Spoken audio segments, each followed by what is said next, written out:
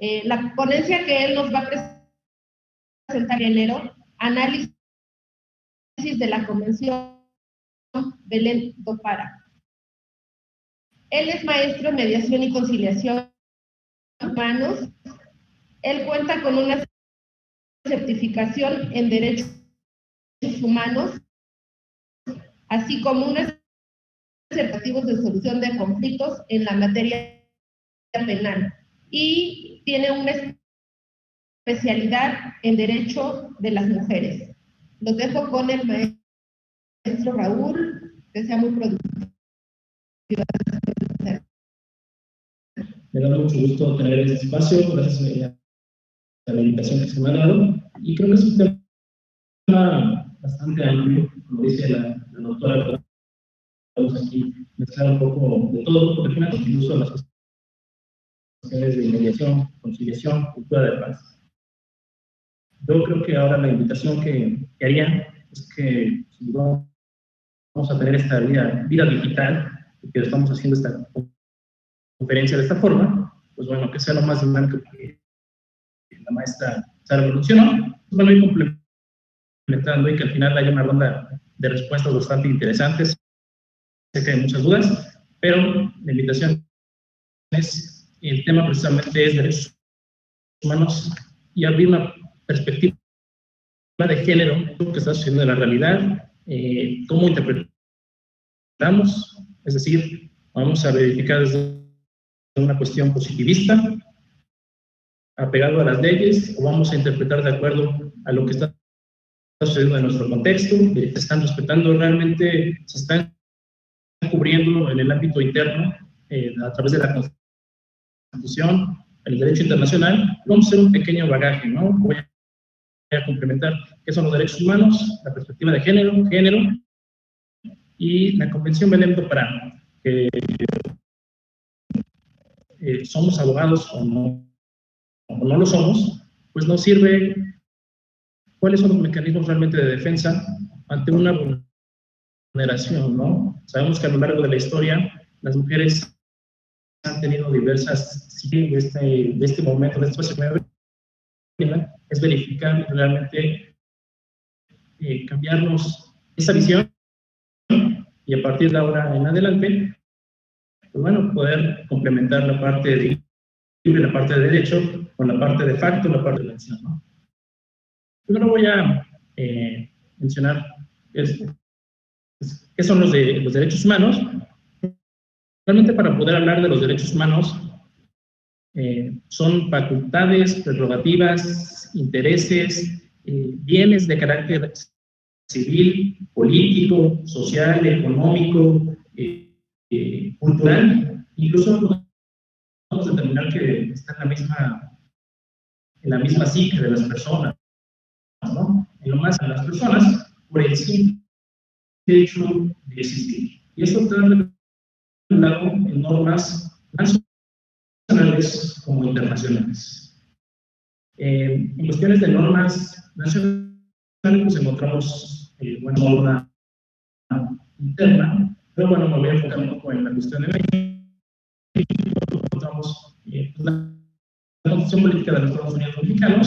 Ahorita vamos a ver un poco de la diapositiva, pero encontramos que todas las personas tenemos derechos humanos, sin importar la orientación sexual, preferencias políticas, es decir, es inherente a nosotros y yo creo que ha sido una lucha bastante grande la que hemos recorrido para poder efectivamente tener algún derecho humano, y lo encontramos, también nos dice, bueno, es que la Constitución Política en nuestro artículo primero, precisamente a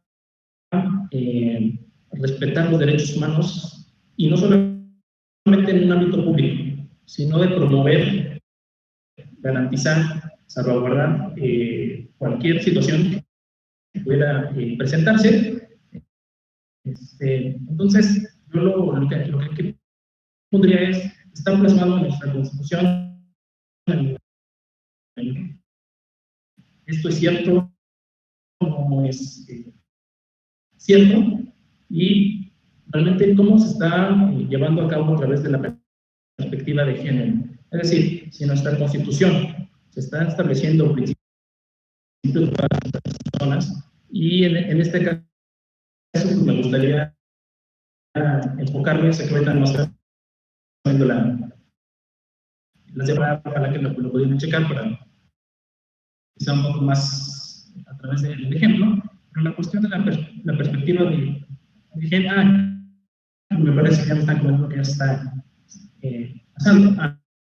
Bien, perfecto, aquí está. Bien, lo damos para regresar y como en línea con lo que estoy diciendo con la diapositiva, pues aquí está, todos tenemos simplemente el derecho de disputar, y un tema que tocó la maestra Sara, pero me gustaría como ampliarlo, porque tal vez no nos hemos puesto a pensar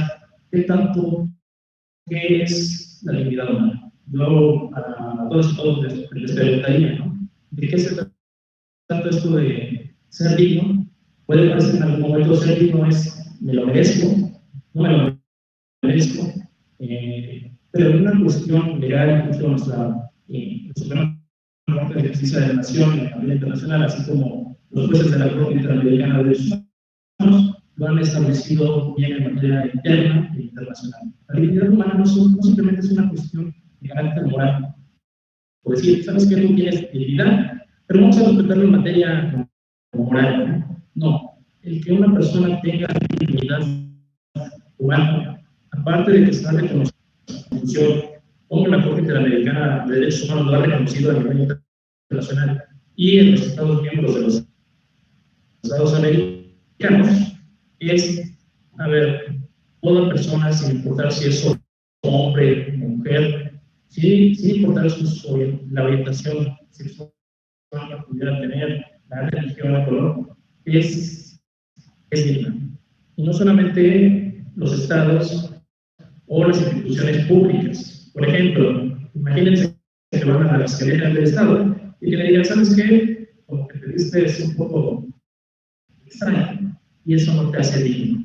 O eres mujer, entonces vamos a dejar al último.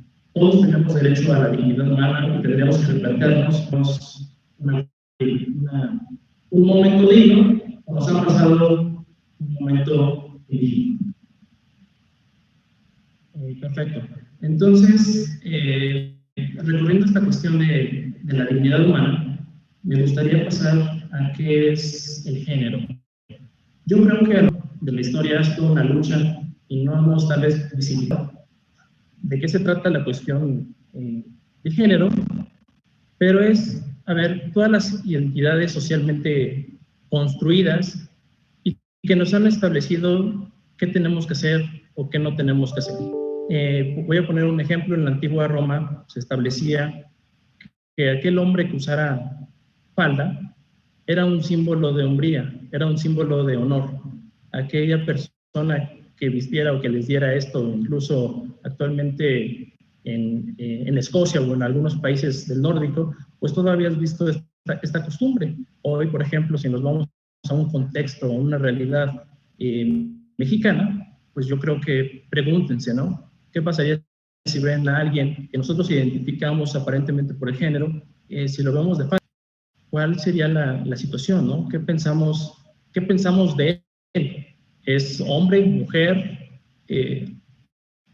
Realmente si va a una institución y les digo, van a respetar su dignidad humana porque así viene en la ley, así lo establecen los tratados internacionales, lo van a respetar, realmente va a ser digno, o incluso, a ver, abrirnos, visibilizar, y es aquí donde posteriormente se va a hablar de la perspectiva de género, pero a ver, si nos vamos a un enfoque de la cuestión de las mujeres, es todo este significado social y cultural que le hemos atribuido a través de las diferencias biológicas. ¿Y por qué me refiero a diferencias biológicas? A diferencias sexuadas. Y creo que aquí tendríamos que deconstruir tal vez ese pensamiento desde el momento del nacimiento, a partir del sexo, se va a determinar.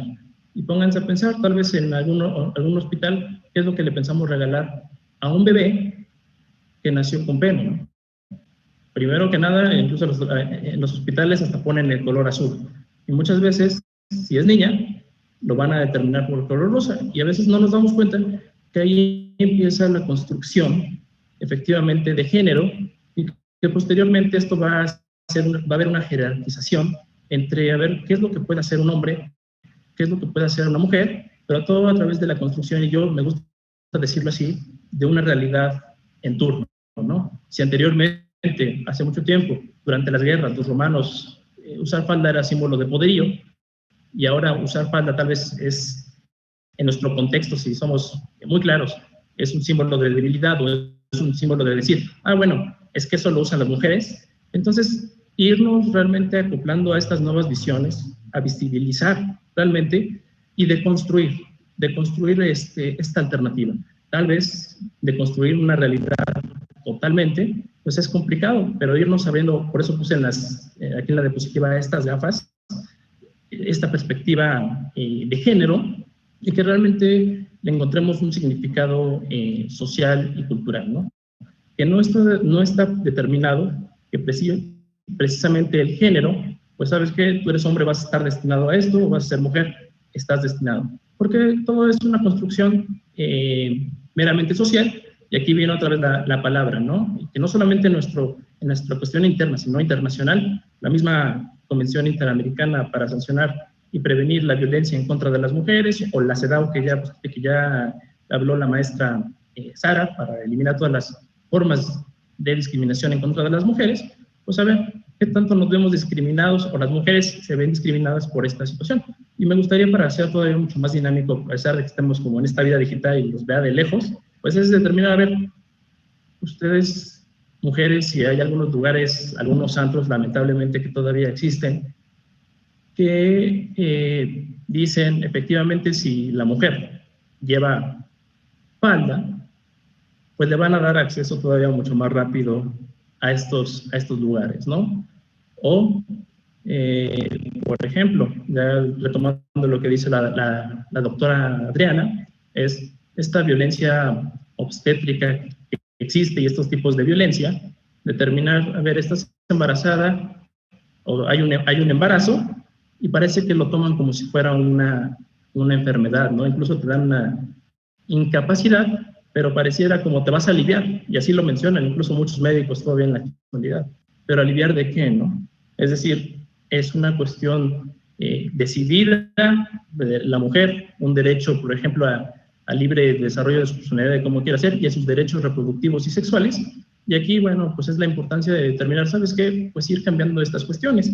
No me gustaría comentar en más polémica, o sí, tal vez es el momento de poder entrar con ustedes en esta polémica, pero, por ejemplo, la comunidad LGBTBIQ, o esta cuestión de, a ver, las mujeres que tienen otro tipo de orientación sexual, otro tipo de identidad, y que les gusta vestirse en lo que nosotros conocemos como, no sé, de un traje o cabello corto, y al momento de no respetarse, al momento de que salen tal vez en sociedad o está en realidad en turno, pues imagínense la discriminación que sufre la mujer por el simple hecho de expresar su desarrollo de la personalidad. A lo que me estoy refiriendo es que hay diario, sistemáticamente, vulneraciones a los derechos humanos de las personas, pero si reflexionamos esto y abrimos un poco este panorama, las mujeres a diario sufren de violencia, tanto en la vida pública como en el hogar, como en materia del trabajo, hostigamiento, acoso sexual, actos feminicidas, como dice la maestra Sara, e incluso, a ver, deconstruyanse, les hago esta pregunta y tal vez al final va a haber más preguntas, pero deconstruyanse y vean cómo están vestidos, qué es lo que tienen, para verificar, a ver, esto es una construcción, realmente me gusta vestirme así, no me gusta vestirme así, y a partir de ahí, bueno, pues ir abriendo estas gafas, estos nuevos lentes, esta nueva óptica de ver una nueva realidad, ¿no? Donde efectivamente la persona, las mujeres, tengan más derechos, siga progresando, y bueno, vamos a pasar a lo siguiente. Miren, creo que con estas imágenes me gusta ejemplificar toda la toda esta teoría que estoy mencionando. Y bueno, pues ahí está un niño de azul, aparentemente le gusta el soccer, el fútbol, la niña con la muñeca, vestido, cabello largo, cabello corto en caso de del hombre, y hay ciertos roles bastante asignados, y todo aparentemente por una cuestión pues biológica, ¿no? Que empezó a deconstruirse. A ver, la mujer, ¿para qué tipo de labores está establecida aparentemente en nuestra realidad, ¿no? ¿Qué debe de hacer? Tal vez debe de cocinar, tal vez un hombre es el que debe de proveer. Es decir, vamos a abrir esta perspectiva realmente de género y verificar si estamos dentro de esos roles o no estamos dentro de esos roles. Tal vez aquí voy a entrar un poco en polémica con la maestra Sara, que lo mencionó, esto del mensaje incluyente de todos, todes. Pues si nos vamos a una cuestión un poco positivista, pues bueno, está la RAE, pero a ver, vamos a verificar la RAE, ¿quién la estableció? ¿Quién empezó a establecer estos conceptos gramaticales para determinar quién sí es la y quién es él? Entonces, bueno, pues yo la invitación aquí, creo que por eso dejo la imagen, es a ver quién empezó a crear estas realidades y quién no se respeta la dignidad humana. Yo creo que si la dignidad humana, ese principio que mencioné, con que se respeten tus derechos, con que salgas a la calle y puedas vestir como tú deseas, expresarte como tú deseas, si tu identidad sexual es aparentemente más con el rol de una mujer, pues a mí, yo tengo que confesar, a mí en la preparatoria y en la universidad todavía pues me gustaba tener el cabello largo, ¿no? Y todavía era tachado de, bueno, tú eres abogado, estudiaste Derecho, ¿cómo es posible que tengas el cabello largo? Me parece que es aquí donde debemos de construir, y más grave, las mujeres.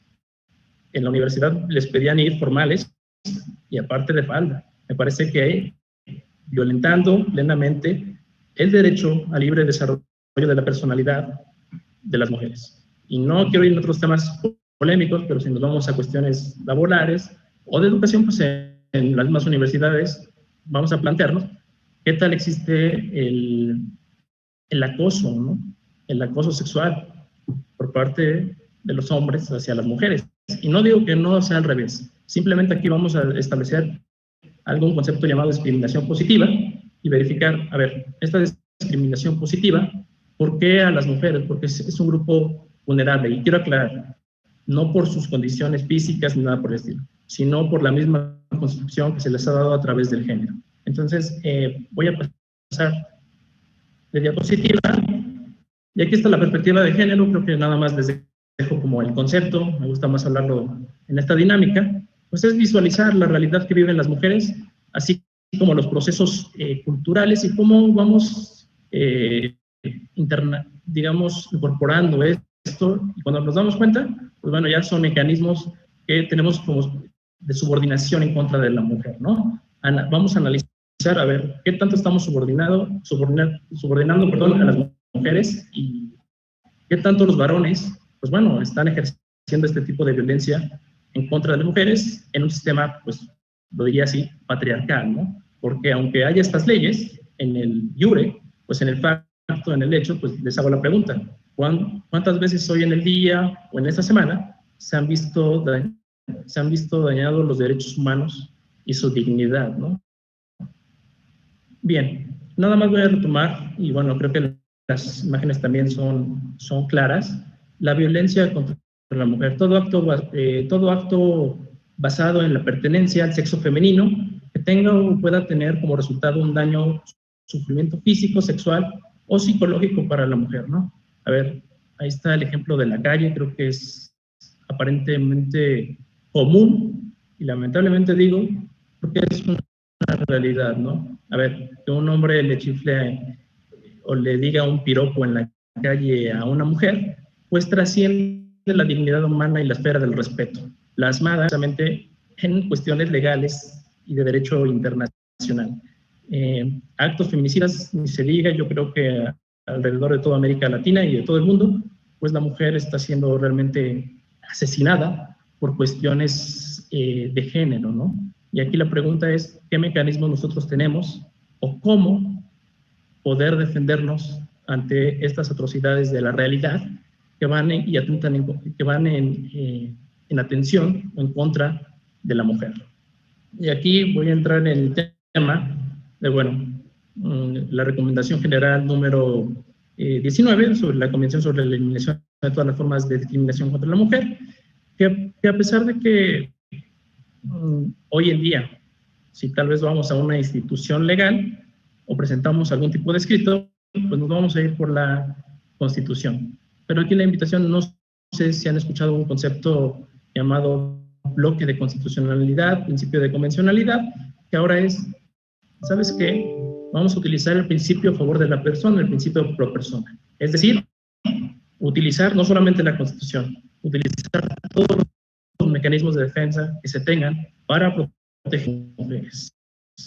Y ha sido tanto así que México se ha unido, aunque al parecer todavía desconocemos de este tema, pero el Estado mexicano está obligado a seguir estas convenciones. Tanto la CEDAW como la Convención Interamericana para la Prevención y Prevención de todas las formas de violencia en contra de la mujer, la Convención Belém do Pará, firmada precisamente en Belém do Pará, Brasil. Y bueno, aquí nada más les dejo como la recomendación general y manifiesta igual los tipos de violencia, cuál es la situación, la gravedad que sufren las mujeres a sus derechos humanos, y la violencia dirigida contra un grupo específico, pues obviamente afecta y es desproporcional. Vuelvo a mencionar, háganse la pregunta en sus áreas de trabajo, en la escuela, en su familia, al ir en vía pública, qué tanto hemos sido vulnerados nuestra dignidad humana, nuestros derechos. Ahora bien, qué tanto yo conocía cuál es la forma. Si bien es cierto, puede ser a través de una queja, a través de la Comisión de Derechos Humanos, una denuncia, pero realmente estamos usando los dispositivos legales internacionales.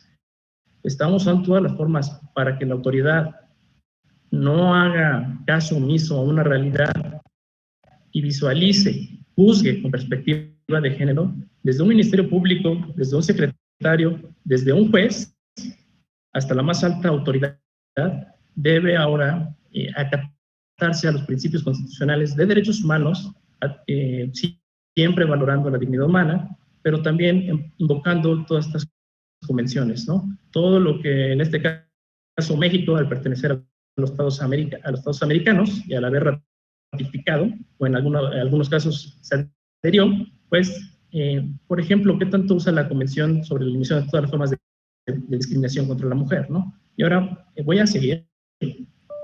Creo que aquí está bastante claro. La afectación de los derechos humanos de las mujeres. Trabajo, hostigamiento, acoso sexual, familia, violencia económica. ¿Qué tanto una mujer, incluso dicen, ama de casa? Principios tal vez gramaticales que antes lo conocíamos como la RAE, y decir, bueno, ama de casa, pero ¿por qué es una ama de casa? Pero eso no significa que no esté trabajando, y va en contra de cuestiones de derechos del trabajo. ¿Qué tanto se les está pagando? ¿Qué tanto está reconocido que una mujer que realiza labores del hogar tenga un sueldo, ¿no? Tiene prestaciones, tiene un derecho. Se empieza a vulnerar su dignidad, va a haber una repercusión de derechos. Es decir, dignidad humana en cuestión de la familia, de no remuneración, no va a tener acceso a la salud. ¿Y qué pasa si no tiene acceso a la salud? Lo más posible es que pueda tener algún tipo de enfermedad crónica. Y si tiene algún tipo de enfermedad crónica, le va a quitar el derecho a vivir dignamente, causándole la muerte.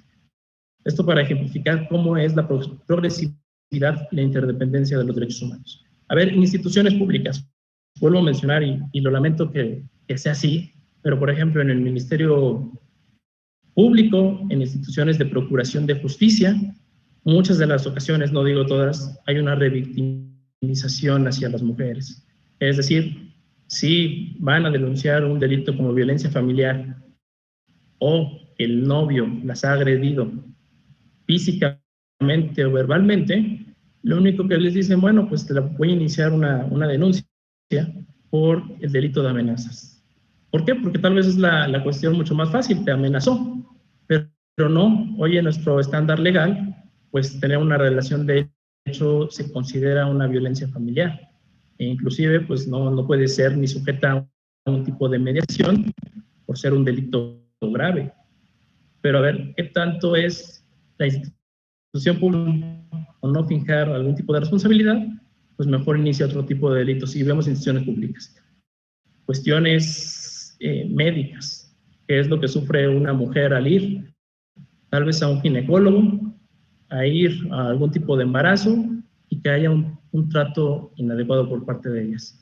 Es decir, nuestros agentes institucionales no están acatando órdenes que la misma Constitución y los tratados internacionales dicen, a ver, México y todos los sujetos de forma privada y particular, pública, deben sujetarse, porque si no, tú estás dañando los derechos humanos y la dignidad de la persona.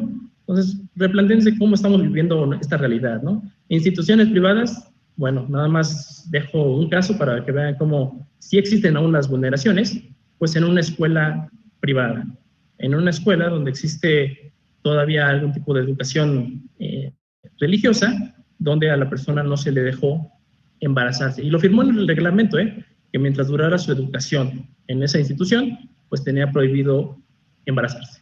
Y es aquí donde yo pregunto, ¿qué derecho humano se está vulnerando? Es decir, un derecho fundamental como es el derecho primero a la reproducción sexual, ¿no? Digo, todos tenemos ese derecho, con quien quiera, si es consensuado, pues hay. Pero, ¿qué pasó en este caso? Pues la chica se embarazó y la escuela, ¿qué determinación tomó basado en un reglamento interno? Incumpliste este reglamento, pues ahora lo que procede es, vamos a retirarte de la escuela. Ya no puedes seguir estudiando porque estás embarazada. A ver, veamos la gravedad del asunto. La violación, incluso a la decisión de tener o no un hijo, ella decidió tenerlo y se le cortó su derecho a la educación, ¿no? Plasmado nuevamente en la Constitución, y lo hizo de lo más normal la escuela. Afortunadamente, bueno, pues recurrió a la Comisión de Derechos Humanos, presentó la queja y se reincorporó, ¿no? Con las medidas necesarias. Pero nada más para que se haya como esta cuestión de verificar que en todos los espacios, ya sean públicos, privados, familia, existe una discriminación sistemática por motivos de género en contra de la mujer. Diversas vulneraciones a sus derechos humanos.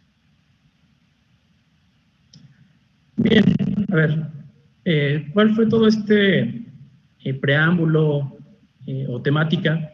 Es, a ver, ¿sabemos o no defender nuestros derechos?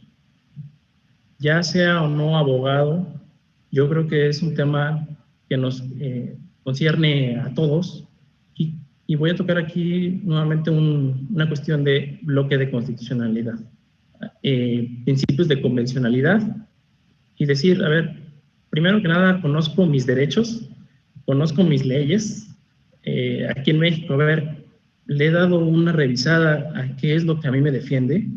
Conozco esto que suena medio extraño, dirán, ¿qué es eso de la Convención Belém do Pará?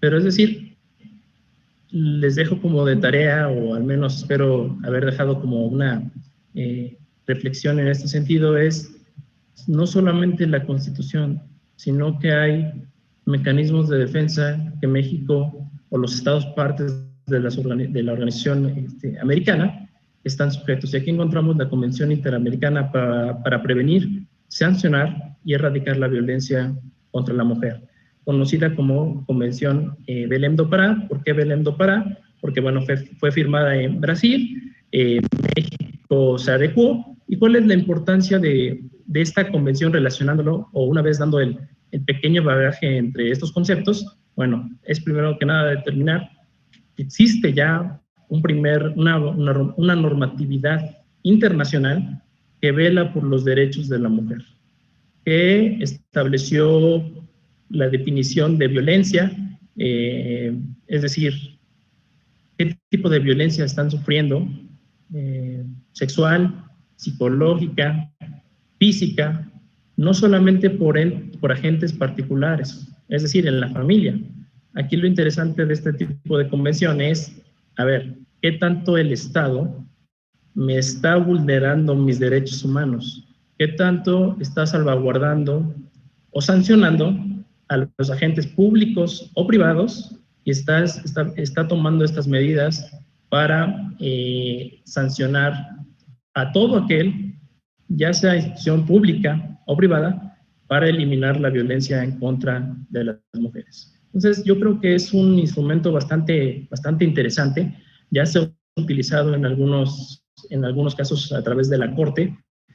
Bueno, quiero mencionar nada más un pequeño caso donde efectivamente se ha llegado hasta la Corte Interamericana de Derechos Humanos. ¿Por qué? Porque el Estado, vamos a recordar a todas las, imagínense, como las muertas de Juárez. Yo no me gusta decir las muertas de Juárez, porque realmente son las asesinadas de Juárez, ¿no?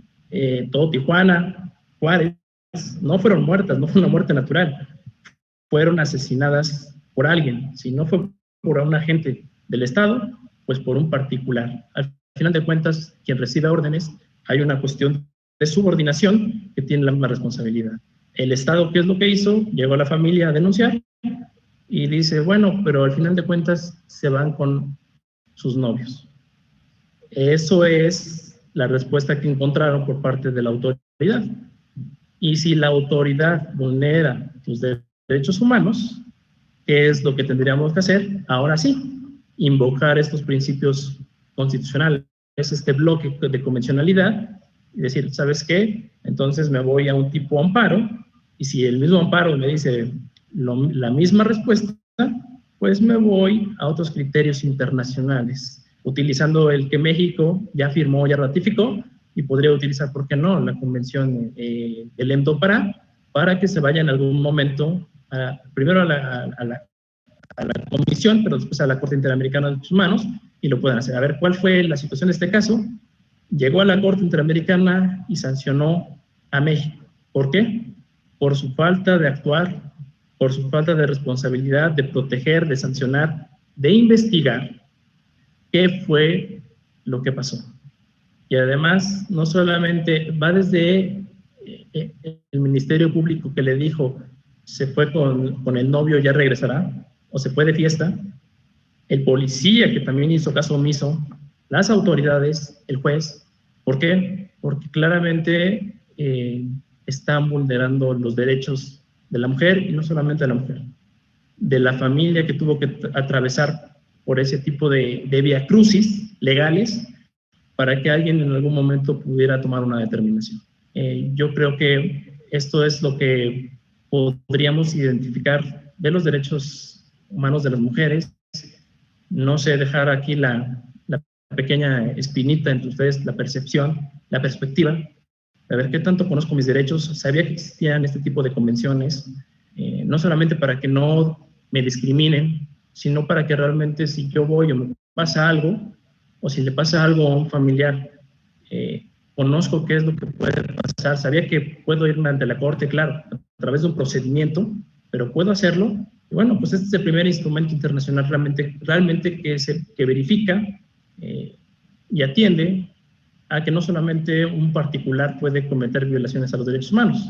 Un particular en la casa, díganme si no, realmente te puede ofender y atenta contra tu dignidad, pero si nos vamos específicamente a quien normalmente violenta los derechos humanos, los estados partes. Y si falla un agente, entonces pues se puede utilizar este tipo de convenciones, vuelvo a repetir, la CEDAW o la Convención Interamericana para prevenir, sancionar y erradicar la violencia en contra de la mujer. Y bueno, pues yo esperaría que aprovechemos como estos 10 minutos o lo que me queda para resolver algunas preguntas. Sé que es un tema debatible, o es un tema que tal vez no estamos como acostumbrados, pero bueno, pues estoy abierto como a escuchar, ¿no?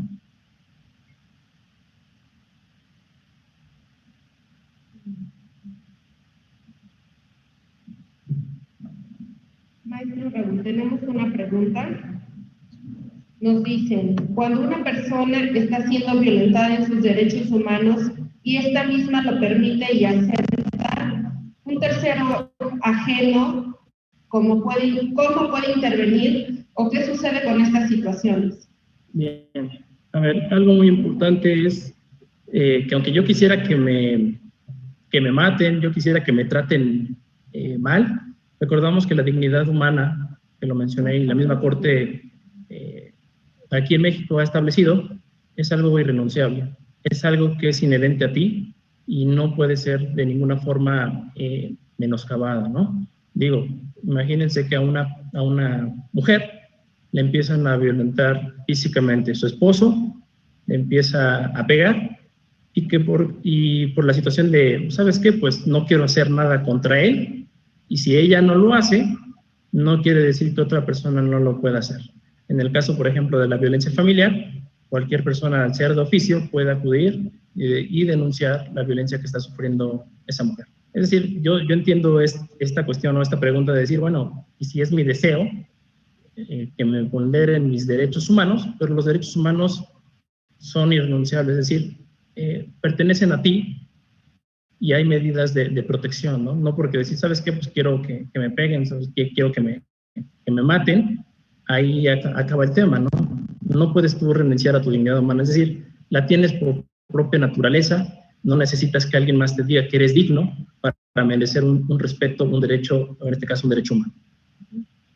Gracias. Nos pregunta el maestro Hilario. Maestro Raúl, agradeciendo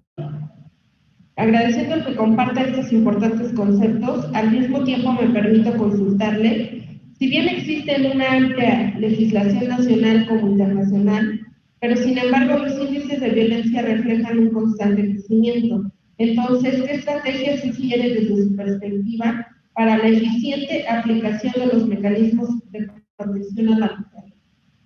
Bien, efectivamente, y creo que voy a retomar la cuestión de iure, y a qué me refiero con de iure, de derecho, que está en la legislación, sí hay efectivamente una amplia gama.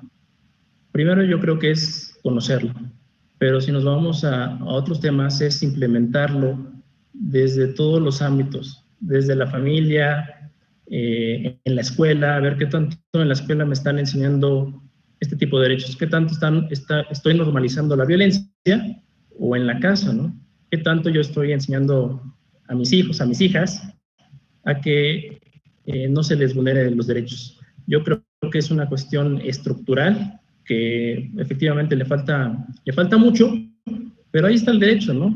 Hay veces que dicen que el derecho, no sé si, bueno, voy a tomar, perdonen, me gustan mucho las películas, pero dicen que el derecho es como la película de Jumanji, para quien la haya visto.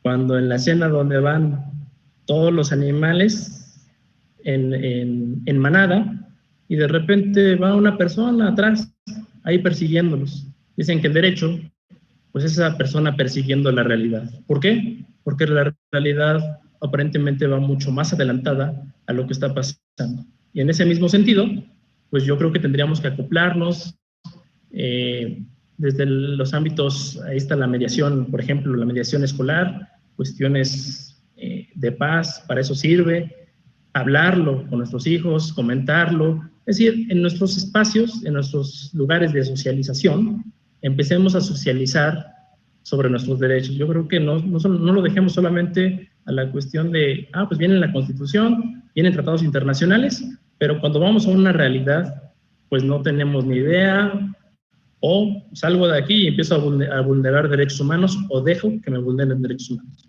Yo creo que no me gusta ser tan paternalista en dejar todo al derecho. Yo creo que tendríamos que tener una participación ciudadana activa y ahora sí, tomar determinaciones desde nuestros núcleos. Si yo le he faltado el respeto a una mujer, pues ahora visibilizar, ahora sí cambiar esta perspectiva de género y decir, esto no está bien. No está bien que yo le falte el respeto. Si yo tengo una novia, por ejemplo, la cuestión de los celos, pues a ver, ¿qué tanto yo estoy siendo celoso? ¿Qué tanto estoy vulnerando el derecho humano de mi pareja? Y a partir de ahí, bueno, pues ir implementando la realidad de mis ámbitos de socialización y, ¿por qué no?, conocer los derechos y utilizar la gama nacional e internacional.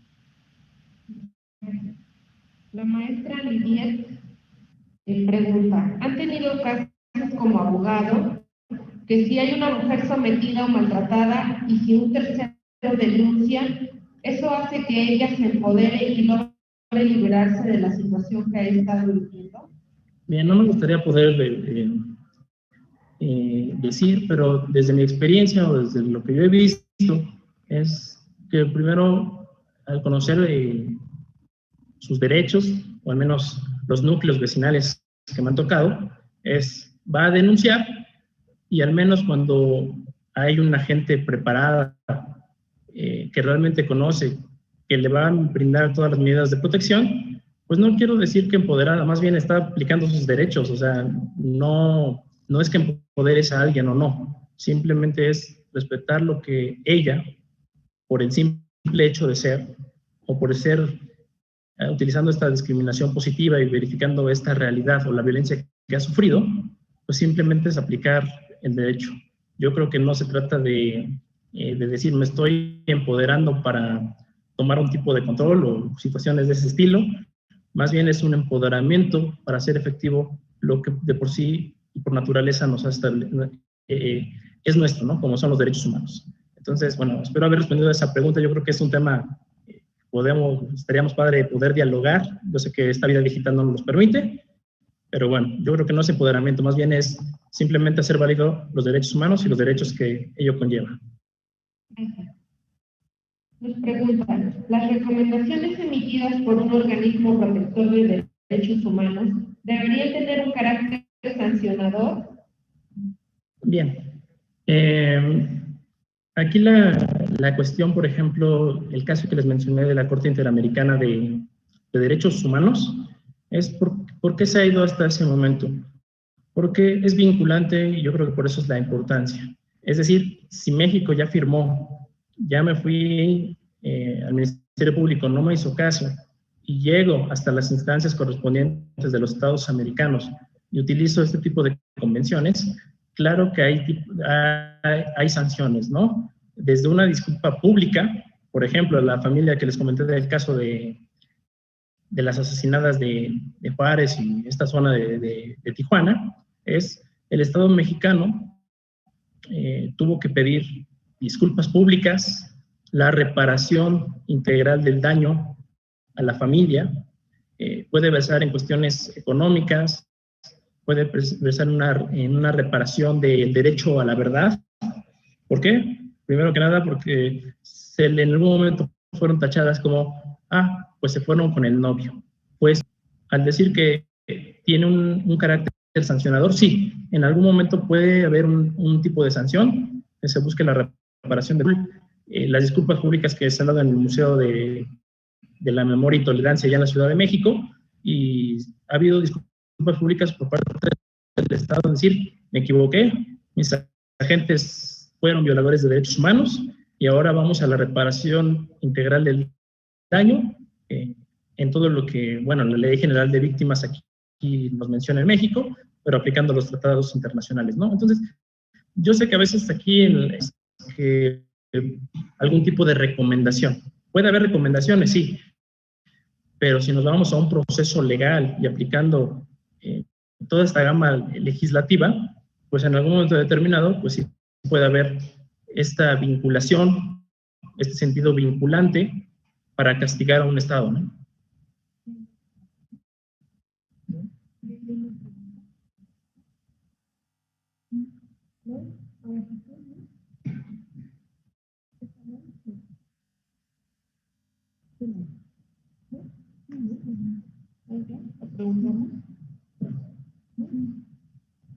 Okay.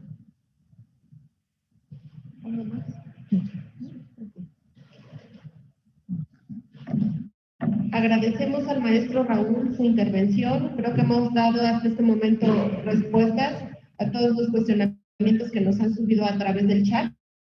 Vamos a dar 5 minutos para realizar la conexión con la doctora Constanza, que ya tenemos en la línea. Vamos a... La grabación se ha detenido.